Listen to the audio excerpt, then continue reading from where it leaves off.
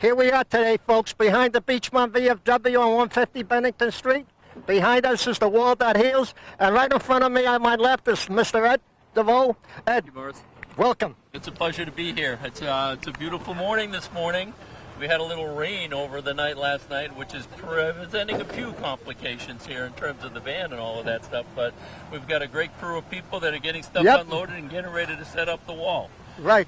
Tell us a little bit about yesterday, because I know you were here during the escort. Yep. Well, we had an Army truck that came here, and we climbed on. Yours truly, I was one of the oldest one on the Army truck. I thought they were taking me off to war the way they were driving. But anyway, you were here down there, I believe, yesterday doing. I made it down this end. I wasn't over at that end. How was it down at this end yesterday? A little muddy. And by the way, folks, there's a couple of people there, a husband and wife, which we'll interview later. They drove this truck all the way from Washington to bring the wall that heals, which is a replica. Yeah. And just more recently watching, and I understand they've been to a lot of other places around the country, if I remember right, more than 350 cities and towns. Right. So now they're here today. We've got the sun is out right I now. know that. We're lucky. We've actually got some blue sky behind us. We're not sure how long that's going to stay with us, but the important thing is that the wall is going to be erected today. We may have some bad weather coming in the next couple of days, but for the weekend, it's going to open up beautifully. So come down and see this wall, because it's an unbelievable thing. Yeah. So we're going to wrap up this introduction at this point, and now we're going to go and actually talk to some of the people who are working on, who are responsible for bringing the wall and are working to erect it. Okay, I have here a gentleman, Bruce Dobson, who's a real Vietnam veteran, also who had Agent Orange, I believe, Bruce? Yep. Tell us a little about yourself. Well, the Agent Orange is that the foliage they used in Vietnam, and it's affecting all the Vietnam veterans over there. If you had 1 foot on the ground over in Vietnam, you had exposure to Agent Orange. And 2 years they diagnosed me with CLL, which is chronic lymphomic leukemia. But everything's okay. There's no symptoms yet, but it's affecting all the Vietnam veterans that were over there. You know, Bruce, and you mentioned Agent Orange, and I remember back in the early days when the whole discovery of Agent Orange and the illnesses that came about from it, it was really hard for veterans to get support and medical support for that, was it not? Well, that's true, because at the beginning when we first came back and the guys started getting sick, the VA said it wasn't part of Agent Orange, and it's taken a long time. It took over 40 years for mine to come to the surface, so a lot of the guys, you know, they got real sick from it, and they didn't get the support they deserved from the VA. Although I have to say that today it's a lot better, probably because of the guys over in Iraq and Afghanistan, and the stuff that we went through and the problems we had. The VA is starting to come around, and they're starting to take care of them. Yeah, and it's interesting, and that was the point I was trying to make, is it took so long, but now there's quite a bit of support for it. You bring up Afghanistan and Iraq, and the lessons learned from Vietnam and how that's helping the veterans today, because I remember when you guys came back, there wasn't a lot of there. As a matter of fact, there were a lot of people who were angry with They consider them criminals. Yeah, well, it's a little different today. You want to talk about that? Well, if you remember back in the Vietnam War with the My Lai incident, that there was a lot of children and men and women that were killed. And in war, you know, those things happen. Nobody likes to admit it, and nobody likes to think that does happen. But you're in a war zone, and things happen. And, you know, you bring guys over there, you know, 18, 19, 20 years old, and you throw them into a war zone, and all this stuff is happening around them. It takes a lot out of you, mentally, physically, and spiritually. Yeah. It's easy to be a Monday morning quarterback sitting back here watching what's going on, but when you're in the moment, it's a whole different ballgame. Absolutely, because see, the problem, one of the problems over in Vietnam is you didn't know who the enemy was, because the enemy was anybody that was in South Vietnam, and they weren't Caucasian or black. I mean, all the Vietnamese were basically your enemy, because you didn't know who the real enemy was. They walked around, they had children doing things to us. They, you know, the men and women would do things, and you never knew, you couldn't trust anybody. And more importantly, as we're coming back to today, and then the lessons learned, is the support for the current veterans coming back. Lessons learned again from Vietnam. Well, that's what we're trying to do. I'm with the Vietnam Veterans of America down in Lynn, Chapter 908, the Sergeant Roy F. Carenti chapter. And what our biggest thing is, we're trying to make sure that all veterans are aware of the disabilities that they can get. And that's one of our main objectives, is whenever I talk to another Vietnam veteran, I try to make sure that they're getting what they deserve. A lot of guys that aren't involved in veterans organizations, they'll have a heart attack, which is a stomach heart disease, and it's associated with Agent Orange. And a lot of them figure, well, it was 40, 45 years ago. What does this heart attack have to do with Vietnam? And in reality, with the Agent Orange situation, it takes 40 or 45 years before something might come up. And what happens is the VA is sensitive to that today. And I know a friend of mine had a stomach heart disease last fall, and he got 100% disability from it. And he didn't realize, because he wasn't in a veterans organization. So you have to be exposed to the veterans, and I try to help them as much as I can. Yeah. And earlier we were talking during our introduction and talking about the wall itself and the people that come out, the stories of the people that come to visit the wall and the emotions that it brings about. And I'm sure you've probably been involved in some of those. Can you talk a little bit about that experience? Well, a lot of Vietnam veterans, they might have been in a patrol or whatever, and one of their colleagues got shot or got killed. And they take that guilt home with them, and they think that maybe they had something to do with that other person dying, and that's not really the case. When they come home, there's a lot of PTSD from Vietnam veterans and a lot of mental health issues, and a lot of that has to do with what they saw over there. They saw atrocities that you don't want to talk about, and you carry that for many, many years. You'll find that the Vietnam veterans that come to the Healing Wall here in Beachmont, they're probably going to come between the hours of 12 and 6 o'clock in the morning. They're going to come when nobody else is around, because they want to be by themselves, and they want to just find the name that's on the wall, maybe was in their platoon or in their sector of Vietnam, and they want to be by themselves and think about it. But hopefully they'll be able to get some closure. That's what this Healing Wall is all about. It's closure for Vietnam veterans and their families. There's a family that's coming here today that grew up in Revere, the O'Brien family, and their brother, Alan O'Brien, died in June of '66. He was with the 101st Airborne, and he had 5 sisters, and those 5 sisters are going to be here tomorrow night at the opening ceremonies. And Alan was in country, I believe, 3 months, and he passed away on Hill 86. And his family will be here to try to get some closure from what happened to him. Yeah. And go ahead, Morris. Bruce, I got to tell you, I was down in Washington 3 weeks ago, and I saw the original Vietnam Wall. Right. And I saw the women, the children, the kids, put little packages, little things along the whole wall. Yeah. And I asked one of the guards what it was for, and he said the people donate the stuff, the flowers and the cookies and the things they throw away later. Right. But all the things that they have, the medals that were put there on the wall, the pictures of the families, the love letters that they got that some of them didn't come home to, right. They go into a museum. Right. You also told me something that I did not know, that they also have put the ashes on the wall, and I'll let you talk about that. Well, a lot of the Vietnam veterans, when they pass away, they'll be cremated. And what their families do is they bring them down to the wall, and they put them in the area of the panel where maybe their colleagues, their comrades, passed away. And they'll bring the ashes and they'll leave them in front of the wall.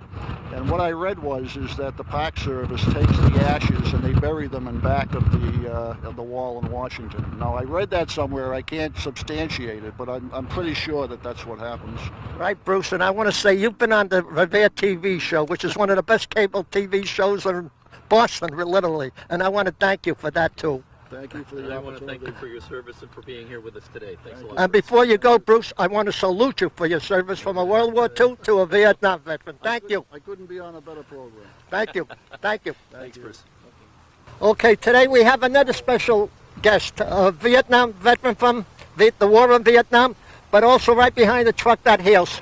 Your name, sir, is Mr. Marty Robichaud. Right. And let me salute you first for your service. Thank you. And please tell this gentleman all about your service. Okay. This is an anniversary for me. Father's Day will be the day that I went to Vietnam, and Father's Day will be the day that I came home from Vietnam, 68, 69. My MOS was heavy truck driver. When I arrived in Vietnam, I was with the 1st Logistical Command, 8th Group, Quinh Nhan Support Command, 54 Trans Battalion, 512 Trans Company. I drove a 5-ton tractor-trailer unit. Daily we went from Quinh Nhan, which was on the coast, up to Pleiku, 108 miles away, and we delivered everything that the Air Force and Army needed: food, clothing, weapons, ammunition, anything that was needed, we trucked. It was, like I say, 108 miles one way, and we used to do a round trip every day. How many years were you in there, Marty? 1 year. 1 year. What years ago? 68, 69. I left Right. in June and come back in June. You know, it's funny because they say that officially they give credit to the war for 16 years, from 69 to 75, but actually the war started in 55 with the Americans. Right. Is that correct? I mean, for the French. Forget about the French that were there. Well, the Americans started as advisors in Right, yep. 62, I believe. Under John F. Kennedy, correct. Right. And it lasted from, well, they say from 55 actually to 75 to 20 years. And on the wall, 58,280 plus. Right. Have you ever visited the wall in Washington? Yes, more than once. We were down there 3 weeks ago. How did you feel when you saw the wall, Marty? Very moved. Very moved. I was there like 8 or 9 years ago with my reunion. We had a reunion in Virginia. We took a ride to the wall, and we were there Friday the 13th of June, and it was tough for me because one of my buddies died June 13th. I could see the emotion now when you're talking to me. I know how it is, and I got to tell you, Marty, you cried, and I mentioned that before, but I'm going to do it again. When you were down there, they had the guards with the yellow hats that do the rubbing of the wall with the names, and there was a woman there, not the young kid, but a woman, whose 17-year-old son was up there, and he was doing the rubbing for her on a ladder for the guard, and she was feeling the same way you just did. Hey, I got 5 buddies on that wall. Can you mention their names, please? We'd love to hear. I mean, may they rest in peace, but we'd love to get them the honor. John Cap, January 15th, 69. Roger D. Lewis, February 14th, 69. Howard B. Shantz, February 23rd, 69. Charles Hodson, he was my drill instructor in basic training. Christmas Eve, 68. And Chris, I can't think of his That's name. okay, may they all rest in peace. Chris Next Nucleus, that's all I remember him by. Right. Chris Bryan. And how old were they, if I may approximate ages? And Jim Story, I forgot about him. He was June 13th. 18 to 21. Yeah, you know they said there was of the 58,000 plus, 25,000 of them were under the age of 20. Oh yeah. Yep. Oh yeah, I can believe that. And by the way, go ahead. No, Eddie, you please. Don't fight nice. Fight nice. No, the war's. I was just going to ask, and the years that you were there, 68, 69. If my memory serves me correct, that was probably some of the most difficult time to be in Vietnam. Actually, Tet Offensive was that of 68. I was in basic for Tet Offensive. Thank God. Okay, Yeah. When I arrived in Quinh Nhan in June, which was 3 months later, it was still a mess. Yeah. The buildings were still down. I mean, you could see bullet holes everywhere. And Quinh Nhan isn't even mentioned when they talk about the Tet Offensive. Yeah. Marty, excuse me. No, Excuse go me. ahead. When they unload that truck with these names, which is a replica of the original wall, you will see all those names that you mentioned to me will be on that wall. Panel 32 West, 3 of them. That's good. Now, you mentioned you're from the Lin VFW, is it? Yes? No. Okay, help me. Vietnam Veterans of America. Vietnam Veterans of America. So you're from the Lin group. There's a group here from Winthrop. There are groups from all over. How does all of this get organized in terms of coming down to help put this up? Word gets out, that's it. Yeah. I don't know. Bruce, who was also from the Lin chapter, he told me about it, and it just goes from there. Yeah. Well, it's great to see you, and thank you once again for your service. you. Really. Marty, I not only want to thank you, I want to salute you. As a World War II Thank you for to your service too, I know.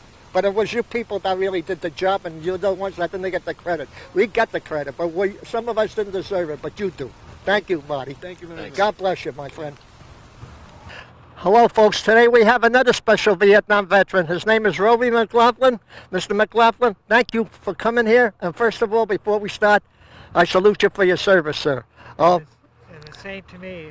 It's always an honor to talk to a World War II vet. Right, thank you. But we're here to talk about you, not about me, sir. Okay. So tell us about your Vietnam experience. I went in the service in 1967 in the Air Force, and prior to that time I had never been on an airplane, I had never been anywhere, but my training was as a radar operator, a ground radar operator that did aerial refuelings.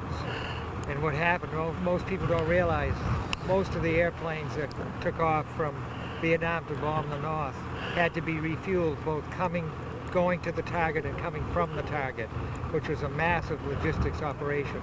Of course, today I expect everything to be done by computer, but then everything was done with slide rule and I remember that. I used to work with the slide rules in an office. that's true. Yeah, you can see how old we are then. Yes, but it was a very challenging operation. I was up at the DMZ with the Marines who used to tease us unmercifully, and we deserved it. They had to do it. And they used to say I was in like the Boy Scouts without adult supervision. But, Go ahead. but we actually cooperated fully, and that there was great camaraderie and respect for everybody's job. People had different jobs, but it was a major thing. And I can remember writing home to my mother and telling her that I can't believe how big the war is. When I got over there were 400,000 men in South Vietnam. Wow. You know, American troops. Right. But we also had some Australian troops, the Red Rats, and we also had troops from South Korea there as well, in small numbers. Tell me about your eyesight. Was that injured in Vietnam? No, but I got sick and I lost my vision in subsequent to coming home, but it started while I was in the service. Right. But no, it wasn't the result of enemy action, thank God. But it's good to have you back in one piece. Believe you me, it is. And first of all, it's an honor to have you here, sir. Thank you very much. Roby, we were talking to Marty Robichaud earlier, who was over about the same time, and it was a very, very difficult time during the Vietnam War, during the escalation and so forth. You want to talk a little bit about that experience? Yes, the escalation in 1968. Well, you're probably talking about the Tet Offensive. Exactly. Which was, I think it was January 28, 1968, when there was a general uprising of the NBA, the Viet Cong. Did you ever get a chance to meet General Westmoreland there? No, we traveled in different circles. Oh, okay. But at no time did I think that the North Vietnamese could overwhelm us. You know, but I can remember the peasants, which is a horrible term, I don't mean, the local people running for cover out of the rice paddies, and I'm thinking, I thought to myself, I could see them running to get out of the rice paddies because we suspected enemy there. And I remember thinking, what is this? What are they doing in the way? And then I said, they live here. Mm-hmm. You know, I'm here where they live. It was a very, very tough moment. You know, Roby, I see a similarity between the Vietnam War and the Afghan War, because you didn't know who the enemy was when you went into the villages because they all looked alike. And now we have an Afghan, the same enemy who we're supposed to be helping. They're killing us more than the enemy is there, and you had the same problem. But it's worse in Afghanistan, though, as You're far as right. that goes. Because we did get cooperation from the South Vietnam and tried to help them as much as we could. But, you know, fate turns in strange ways. You never know what's going to happen. You know, Roby, coming back from the war, and you came back in '69? Yes. So coming back from there, and we were talking to Marty about it earlier, you know, people's reactions to troops coming back then, and Agent Orange, and all the things that have happened since you've been back, and where it's led to now. Tell us a little bit about your feelings as a veteran coming back from the war, and where things are now in terms of veteran support and veteran community. Well, there's definitely much more veteran support now, medically and everywhere. You don't see the hostility that some of us face coming back from Vietnam, especially the infantry. But today there's much more outreach, even though they're still having trouble now. I thought I received excellent care. When I started losing my vision, I went to the blind school in West Haven, Connecticut, a VA-run hospital, which was a superb institution. We had people there from World War II, people that had taken anthrax vaccine and been blinded, and people from injury. And it's a wonderful institution. And I did not personally face the animosity that some of the fellows that were in the infantry faced. But it was still quite a challenging thing. But we tried to listen. It never bothered me that someone was against the war, if they were singing or whatever they were doing with the hippies. I just was just a little bit too old to miss that hippie thing. I would have someone to explain it to me sometime when I get a little time on their hands. Yeah. You know, you were talking earlier about being on base and with the Marines and how they like to rag you a lot, you know, about being the Boy Scouts. My brother was in the Air Force in Vietnam as well, and he used to tell me some of those stories. It was brutal. They said they were going to launch a bayonet attack if we didn't stop bothering them. Well, there's always that good-natured banter back and forth, yeah? But they did have a point, too, which it embarrasses me to say, because we used to turn them away from the mess hall. Interesting. Because we were a unit of 140 men, and they were 6,000 up at the DMZ where I was. So that they could overwhelm us, but we should have just given them anything they wanted. Yeah. Why would we keep them from getting a hamburger? Yeah, for sure. So they had a point. Yeah. Well, Marty, we want to thank you for coming on the show. We want to thank you for your service. And God bless you, Marty, and take good care of yourself. And before you go, I'd like to say one thing, Ed.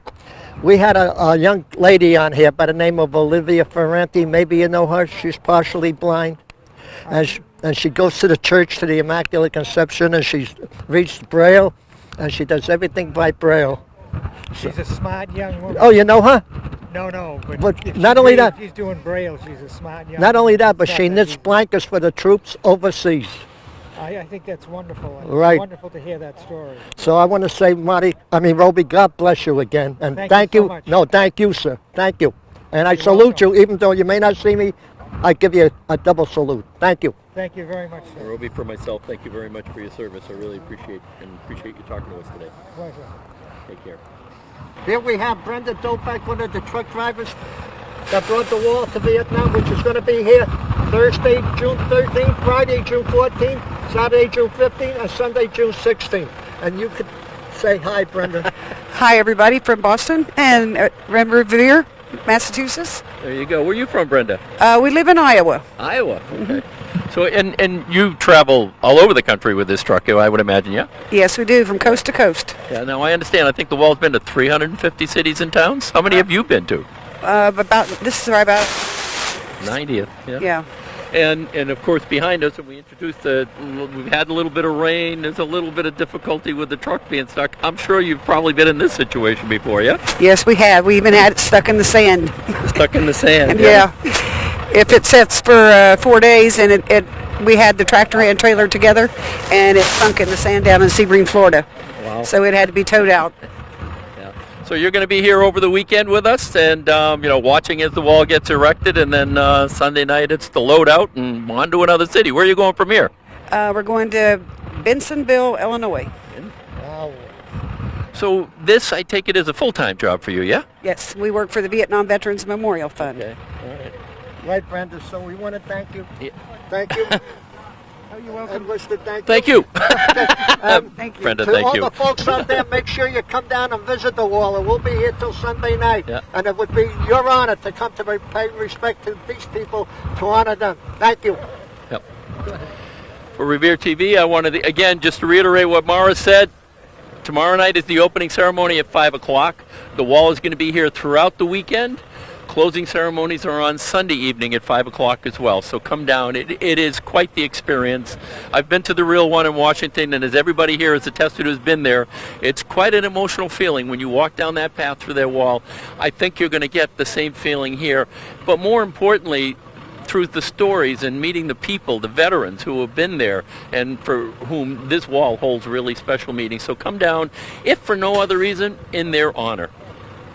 For Revere TV, I'm Ed DeVoe. Thank you.